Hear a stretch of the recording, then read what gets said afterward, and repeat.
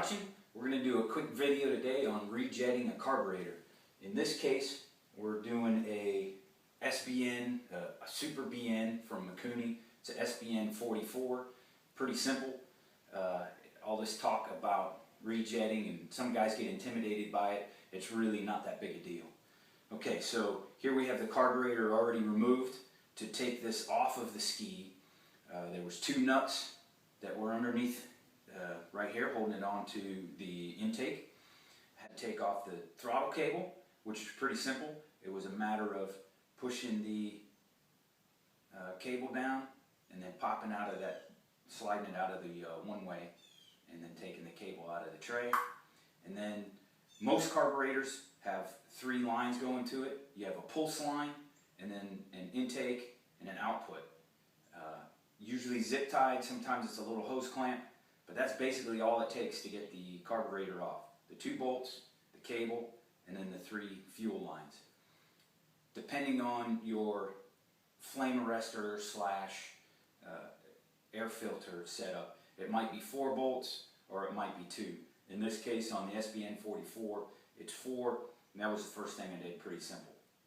If you have a primer kit on your ski, you may have one additional line. You have the input, the output, and the pulse line, and then the smallest line is where the primer input goes. The choke plate is on top, and I don't know if in the video you can see through to the throttle plate, but the throttle plate is the one you can see moving in there, and I already have the choke plate removed because I'm going to put on a primer kit. So, with that being said, let's get into the carburetor. This here, where the pulse line comes in, is actually the fuel pump. Just all I'm doing today is rejetting. Don't need to mess with that. This side here is the jetting side. So basically, we're going to start with the carburetor on a clean surface, a towel to catch any, if I drop a screw or something. There's a lot of small parts in there.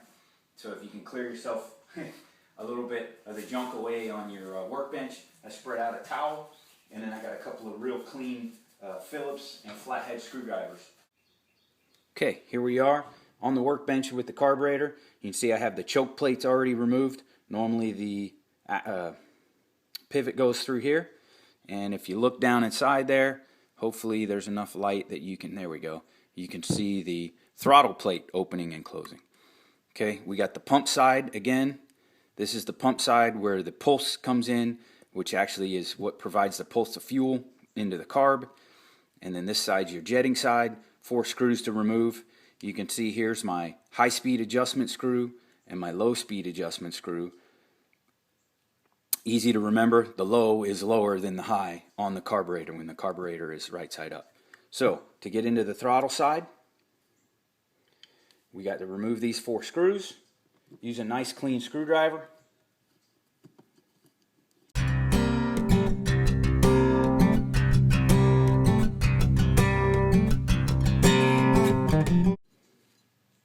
Take this diaphragm out. Be careful. Okay.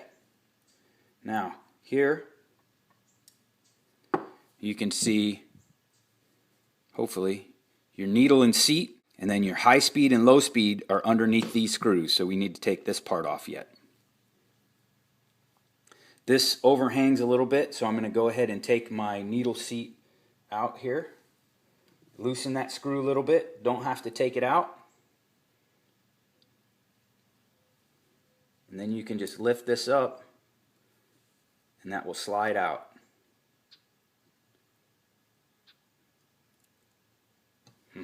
Loosen it just a little bit more.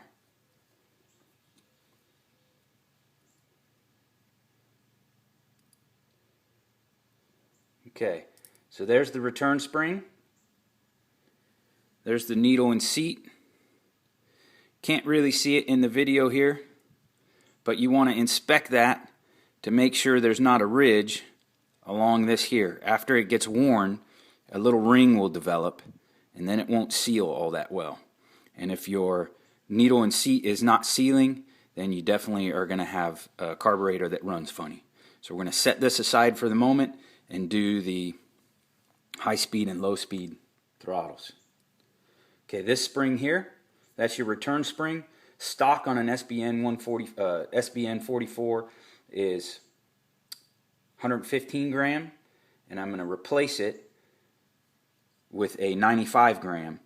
I don't know if it comes out in the video here. Apologize. The colors are different.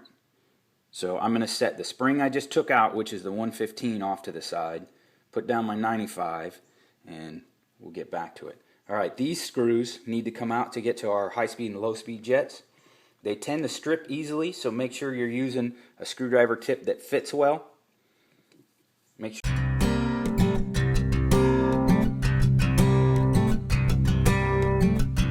I'm going to go ahead and set that to the side so it doesn't get in the way. And now we can lift this guy out.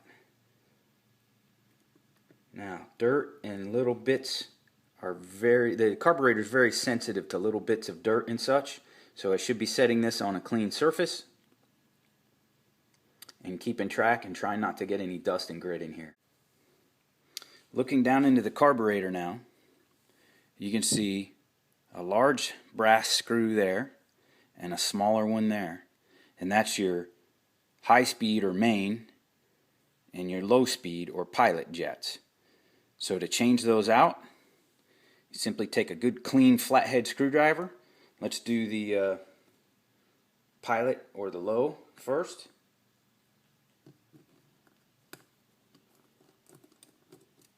Comes right out. Sometimes you need a tight little needle nose to get that out, and sometimes it'll just come right up. A nice slim needle nose is very useful for this. Okay, so that's my pilot jet. Now, I'm never going to be able to show this to you on the video, even with the magnifying glass, but stamped on this brass is a number here that says the size of this, let's get this in the center of the picture, that says the size of this pilot jet. And it basically is the size of the hole that goes through it. Okay, so I'm taking out a 115 and putting in my 120, and I simply put that new one in that's nice and clean and thread it down good and snug. And now I have changed the jetting of my low speed or my pilot jet. Now we'll change the main. Basically same process. You can't mix them up because they won't fit into the incorrect spots, which is kind of nice. Okay, there's the main jet. Okay, and on the main jet, same bit, it's stamped on here what size it is. Okay, set that to the side. Got my nice new clean 145.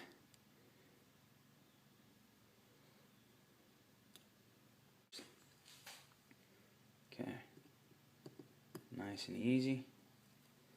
Thread this guy down snug. Now I've changed the jetting on the main. Okay, make sure that my gasket's sitting good and snug there. Put it back together just the way it came apart. Using a nice snug Phillips that fits well. Trying to torque these down to about the same as how I took them out.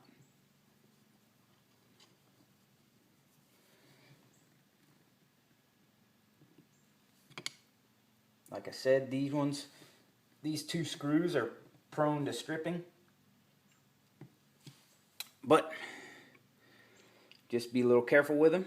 Okay, needle and seat and my new 95 gram spring is going back in. So I'm going to put my 95 gram spring in there.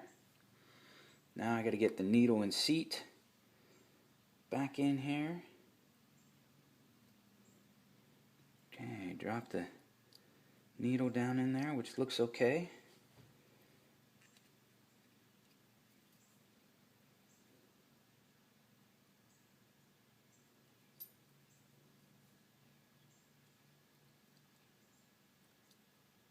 It's hard to do this where you can see what I'm doing.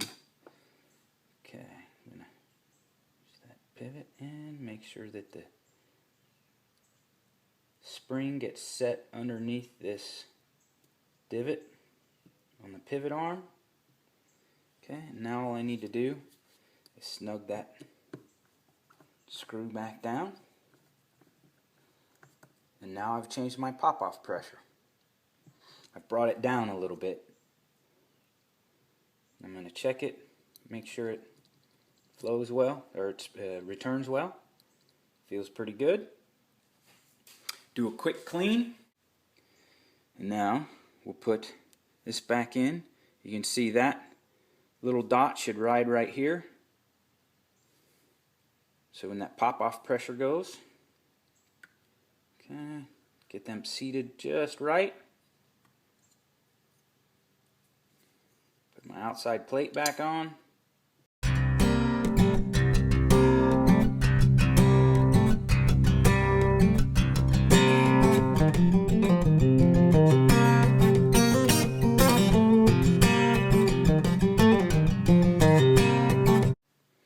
And now we've done rejetting on an SBN 44. Now when I install this carburetor, I'm going to have to adjust the idle with this screw. That screw there contacts down in here for your throttle. So as you screw that screw in, that'll drive the throttle and the idle up. And as you back this screw out, that'll bring the idle down. This screw here is your low, which affects your throttle from about idle to just a little under a half throttle, maybe a little bit less. By screwing it in, you are leaning the mixture, and screwing it out, you are enriching the mixture in that portion of the throttle throw. If you have to come out more than 3 turns, you probably need a bigger pilot jet. Okay, and then basically the same procedure on the high. If you got to come out more than 3 turns to get it rich enough, you are probably needing a new main jet. Screw it in to lean and screw it out to richen. Alright, thanks for watching. It isn't as big a job as it seems, so good luck with your project.